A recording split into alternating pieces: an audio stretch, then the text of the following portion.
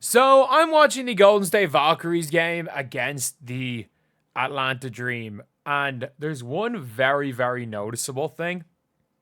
And it is that the Golden State Valkyries are ruthless. They are absolutely ruthless. And like you could say to an extent heartless, but they're currently beating the Atlanta Dream. They ran the Lynx close. At this stage, I'm not like, you can be like, you've got to be ruthless as a pro sports organization. And look, if you're a fan of a rival team, if you're a fan of individual players, you can be like, oh, these players deserve better. But at the end of the day, it's the job of the coach and it's the job of the GM, it's the job of the players to put the best players out on the floor to win games. And for the Golden State Valkyries, Carla Late, who, by the way, Carla Late, it's not that long ago that she was cooking Caitlin Clark. Ceci Zandalasini is averaging 8 points per game and was a starter. In the last game she played, before leaving for Eurobasket, she had 18 points on 9 shots against the Aces. She then goes and medals at Eurobasket and is an all-star and makes the all-tournament team. Janelle Salone's last game before she left was a 21-point game on 11 shots in a win. So the Golden State Valkyries starting to pick things up again. A lot of that correlated with Salon and Ceci Zandalasini really stepping up. They were huge factors in this team getting back on track. And Carla Late was a huge factor in the Golden State Valkyries beating the Indiana Fever. None of them are in the rotation anymore. Ceci Zandalasini is about to get a DNP coach's decision. Janelle Salone's about to play 3 minutes. Caitlin Chen's out here hooping. And realistically, they got to earn their spot back in the team. Which is crazy to say because Salone's on a 1-year contract and she's about to walk. They're about to lose their best young player. They're about to lose a future all-star. Because they're just going to let her walk. And again, is there a chance that they're pissed off at the whole Julie Van Loo situation? And let's not forget, they just cut Julie Van Loo. Just let her go. They let her go. And ironically, this is one of those things where, like genuinely, it's mad. And this is like the most ruthless organization I've seen. Because, by the way, like, if you're looking at other teams, other than the Valkyries, you might be saying, oh, these players have come back on from Eurobasket, they're gone. It shows them for leaving their teams. Julie Allemond has come in as a starter for the Sparks and being real good. Like, Julie Allemond has positively changed what has happened for the LA Sparks. Julie Van Loo has come into the rotation for the Sparks, and in her first real game, they won. They won their first real game, and Julie Van Loo hit a huge shot in that game. And she ended up making some big plays down the stretch.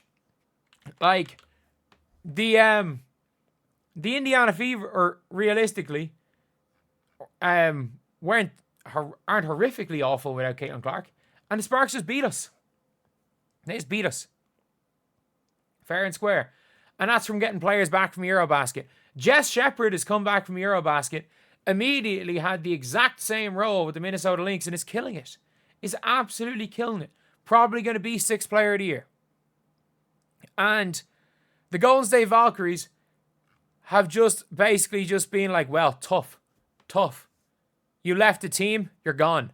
And by the way, whatever about Carla Late, because Caitlin Chen is killing it, there's no reason for Janelle Salone to be lower than Steph Talbot. And I understand Janelle Salone did not have a great 3 minutes today.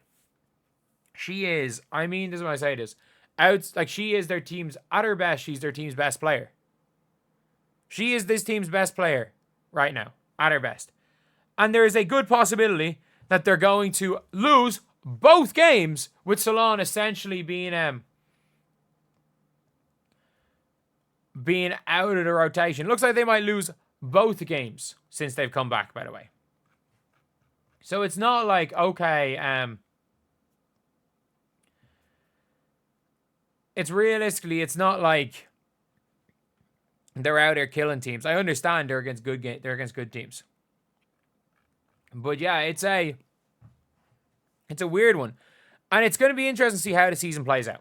Because the Valkyries are about to go 500 on the season. Are they? Am I right in saying they're about to go? Yeah. So if the Valkyries lose tonight, they had a bit of a lead here going into the fourth. If they lose, they're going 500 on the season.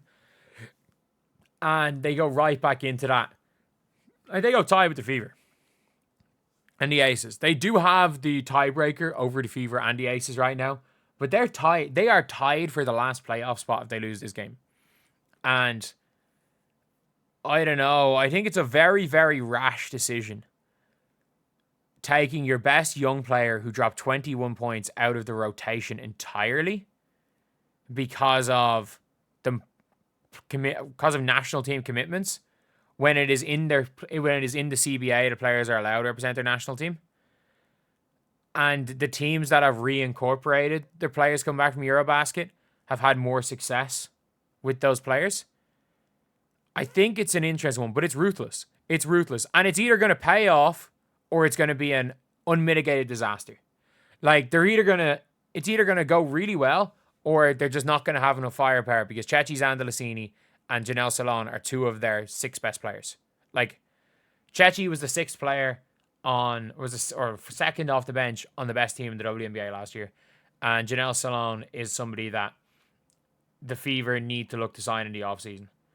The Fever need to look to sign her. Like, she could really come in as a significant, like, as much as we want to like Lexi Hull, a significant upgrade on Lexi Hull. A significant upgrade. Like, she's as good a shooter. She's a better defender. She's a better athlete. Like, a significant upgrade on Lexi Hull. So, yeah, that's pretty much it, lads. That is pretty much it. Let me know what you guys think in the comments section below.